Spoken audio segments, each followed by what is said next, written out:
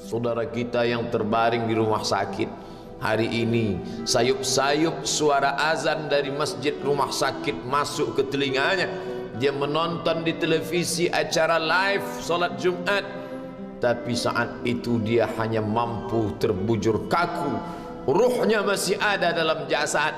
Anaknya tidak bisa berada di sampingnya karena security tidak mengizinkan keluarga berada di dalam ruang ICU. Dia duduk di dalam. Suara terdengar, azan bersahutan, hayya 'alas salah, mari salat, hayya 'alal falah, mari menuju kemenangan. Dia hanya bisa meneteskan air mata. Kenapa? Kalau dulu dia waktu sehat sempat beribadah, penyesalannya tidak terlalu banyak. Tapi kalau di saat sehat walafiat tak sempat untuk menempelkan kening ke lantai, tak sempat melangkahkan kaki ke rumah Allah, tak sempat mendengarkan khutbah, maka tak ada duka di atas duka. Air mata yang meleleh tak dapat mengembalikan masa lalu. Lan tarji'al ayyamul lati madat, yang lalu tak dapat diulang kembali. Air mata darah menangis, yang sakit tak akan sembuh, yang mati tak akan hidup. Penyesalan selalu datang di akhir perbuatan. Belum pernah orang menyesal sebelum perbuatan berlalu. Selalu penyesalan di akhir. Di saat itu penyesalan tak lagi bermakna. Apa kata mereka ketika melihat azab Allah? Rabbana, hai Tuhan kami, ya Rabb kami, absarna, mata kami sudah melihat azab, wa sami'na, telinga kami sudah mendengar suara tangisan, teriakan, pekikan di dalam neraka. Farji'na, kembalikan kami lagi ke dunia, na'mal salihah, kami ingin beramal saleh, inna muqinun, kami yakin seyakin-yakinnya. Tapi saat itu penyesalan tak lagi bermakna, karena dunia tak mungkin utuh semula, karena sudah menjadi sunnatullah yang lampau tak akan kembali. Idza sama'un fatarat, langit terbelah, wa idzal kawakibun tasarat, planet-planet bertabrakan, wa idzal biharu fujirat, lautan diledakkan, diletupkan, wa idzal quburu bu'asirat, semua yang dikubur dibangkitkan. Alimat nafsum ma qaddamat wa akharat, disitulah orang baru sadar apa yang dulu pernah aku lakukan. Wa qadimna ila ma amilu min amalin, semua amal mereka kami tunjukkan, kami datangkan. Ini amalmu, ini infakmu, ini wakafmu, ini sedekahmu, ini salawatmu, ini bacaan Qur'anmu, ini zikirmu. Tersenyum mata melihat amal. Faman ya'mal mithqala dzarratin khairan yarah. Tapi jangan lupa, apakah yang dosa-dosa itu dilupakan begitu saja? Yang buruk pun akan nampak juga. Faman ya'mal mithqala dzarratin syarran, sebesar ujung rambut, sebesar telapak kaki semut yang hitam, di atas batu yang hitam, di tengah malam yang kelam, di dalam samudra yang gelap, akan ditampakkan juga pada hari itu. Yauma tublas sarair, segala rahasia ditunjukkan, dan mata akan melihat dengan penglihatan yang nyata.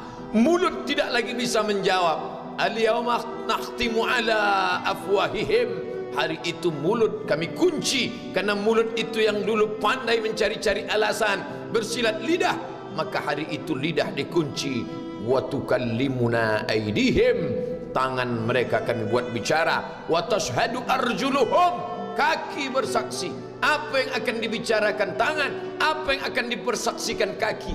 Bima kanu yaksibun, semua yang pernah dilakukan di masa yang lalu. Berapa atasanmu sanggup memberi gaji sehingga begitu enteng kau tinggalkan solatmu? Apa yang dijanjikan istrimu sehingga begitu enteng kau berikan yang haram, hanya rayuan sesaat, padahal dia pun akan meninggalkanmu sebelum masa tua tiba? Apa yang dijanjikan anak-anakmu? Ayah, kami akan menjagamu di hari tuamu nanti, maka berikan kami yang kami inginkan, belikan kami rumah yang besar, belikan kami kendaraan yang mewah, nanti setelah hari tua kami akan menjagamu, kata mereka. Tapi setelah kita tua, dosa-dosa begitu banyak terkumpul, mereka pun meninggalkan kita di panti jompo yang penuh dengan kesunyian, hening, sepi. Suara cucu tak terdengar menangis karena mereka pun malu mengakui kita sebagai orang tua. Suapkanlah yang haram ke mulut mereka, berikanlah yang batil ke dalam perut mereka. Itu hanya akan menjadi azab di dunia sebelum hari kiamat tiba. Ish ma syi'ta, hiduplah sesuka hatimu. Ish ma syi'ta, apa yang mau kau makan, makanlah. Apa yang akan kau bekerjakan, kerjakanlah.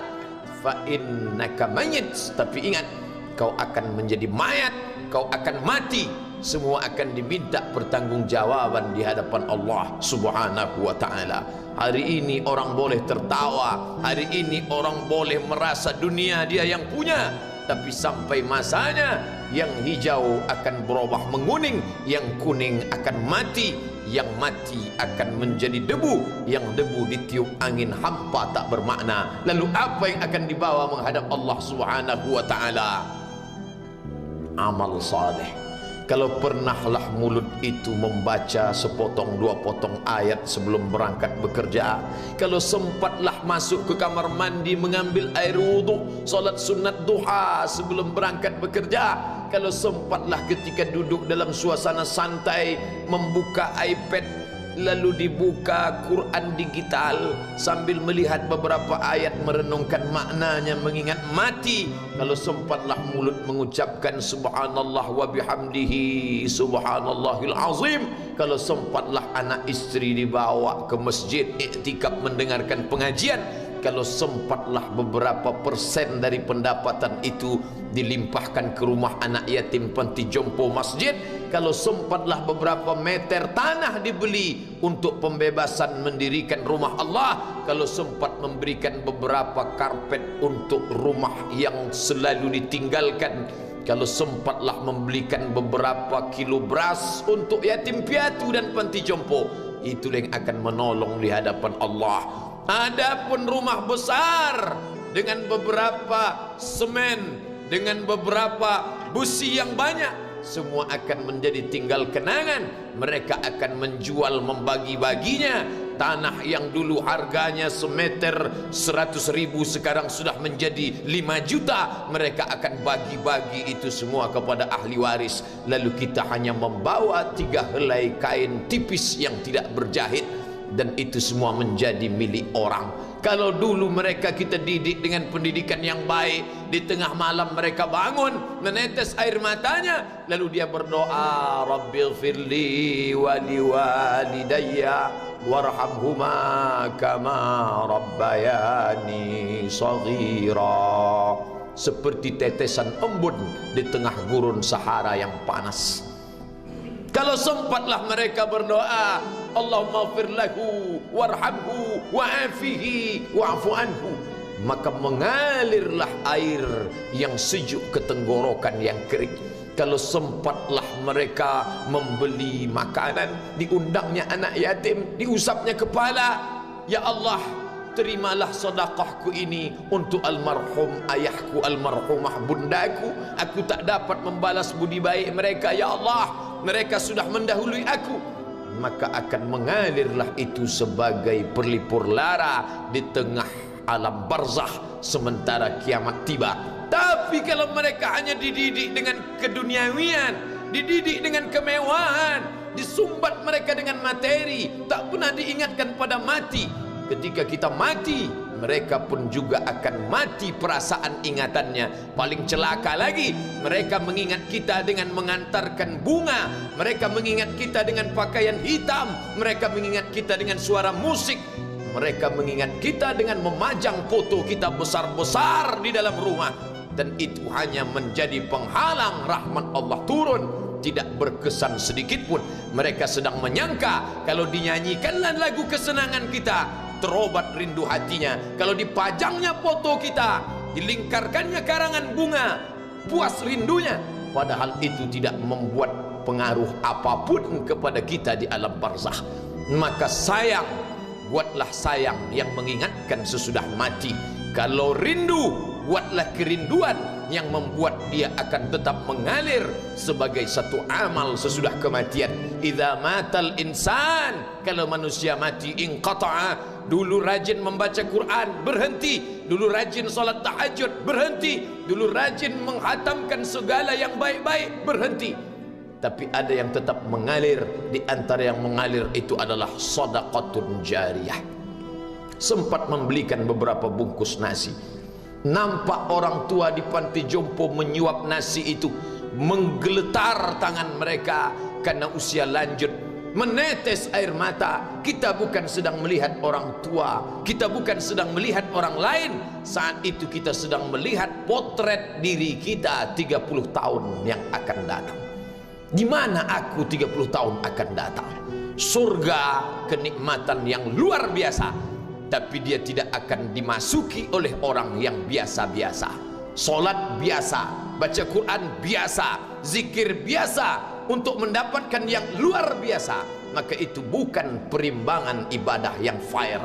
Hanya dengan solat wajib biasa, hanya dengan baca Quran biasa, hanya dengan zikir biasa, hanya dengan sedekah biasa, berharap akan masuk ke dalam surga yang luar biasa, maka sungguh bukan suatu perimbangan perniagaan yang seimbang antara makhluk dengan Khalik Allah Subhanahu wa taala. Khutbah Jumat ini kembali mengingat kita, mengajak merenung bersama. Kita ini mau kemana? Di sini untuk apa? Yang kita bawa menghadap Allah itu apa? Apakah nama, jabatan, kebesaran, harta benda ikut menghadap Allah? Tidak. Dia akan tinggal menjadi puing-puing kenangan. Yang akan dibawa adalah amal saleh. Makanya kita selalu berdoa selesai wudu, Allahumma ja'alni minat tawabin waj'alni minal mutatahhirin.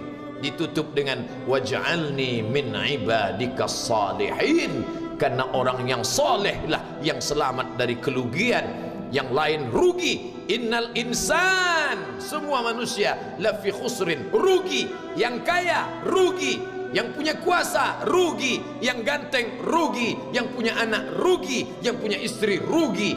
Tapi ada yang beruntung, illallazina amanu, kecuali yang beriman, wa amilus salihati, dan beramal saleh. Itulah orang yang beruntung, karena dia akan hidup dalam kehidupan yang kekal abadi, membawa iman dan amal salehnya. Kalau sampai hari ini masih bersemayam di dalam diri kita, mari kita jaga. Dan kita berharap kepada Allah husnuzan, Allah menutup usia kita ini dengan husnul khatimah. Ketika itulah malaikat datang memanggil, menyambut, ya ayyatuhan nafsul mutmainnah, wahai jiwa yang tenang, irji'i ila rabbiki, kembalilah engkau kepada Tuhan Rabbmu, radiyatan mardiyah, engkau ridha kepada Allah, Allah pun ridha menerima engkau sebagai hambanya. Fadkhuli fi ibadi, masuklah engkau ke dalam golongan hambaku. Wadkhuli jannati, masuklah engkau ke dalam surgaku. Saat itu ruh keluar dari badan seperti tetesan air di hujung daun yang lembut menetes.